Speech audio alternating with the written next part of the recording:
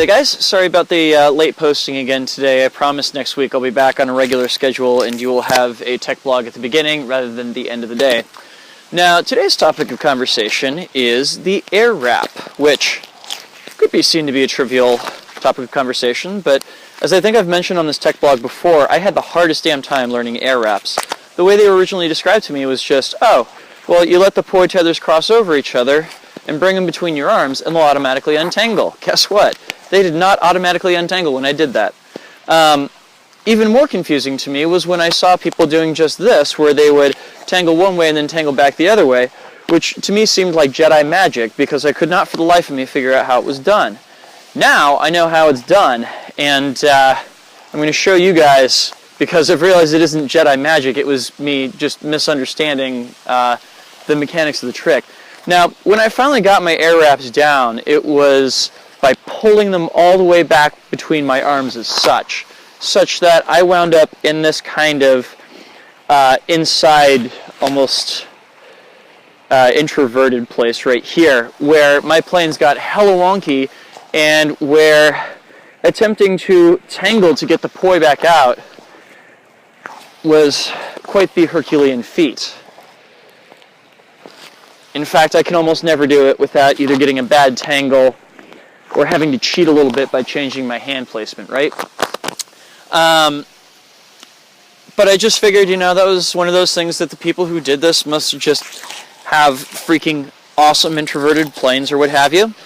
And then Tracy Wilhelm came out with a video a couple weeks back talking about atomics, and specifically the difference if you've got your hands arranged as such between having your poi parallel with your native hand and between having your poi parallel with your non-native hand, and all of a sudden something clicked. Namely that, what if instead of thinking of the Airwrap as being a means of going into an introverted kind of place, what if instead I just thought of it as being a plane bend that takes me back and forth between being parallel with my native and parallel with my non-native, and then all of a sudden, look at that. The straight back and forth appeared as if from nowhere.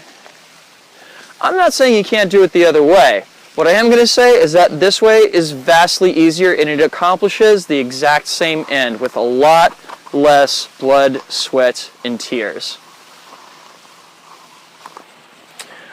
It also, and let me show you guys this from the side, of course, because it's actually interesting, because from an atomic context, it's going to make it look like the poi in each hand is reversing direction through each Airwrap, by dint of the fact that once you change which hand you're parallel with, it also seems to change the direction of the poi from the side view, right? There's also a really great use for this if, say, you want to take your Airwrap out of a vertical plane place. What if instead you want to take it into a horizontal versus vertical place? You can also use it as a means for switching between which hand is vertical and which hand is horizontal, like such. And of course, you got the option of going right back. Whoop. At least in theory, right?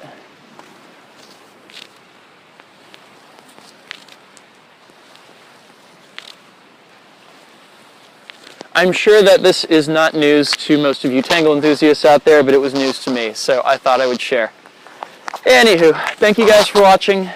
Have yourselves a great week, and be prepared for more tech awesomeness coming up next week. Thanks so much.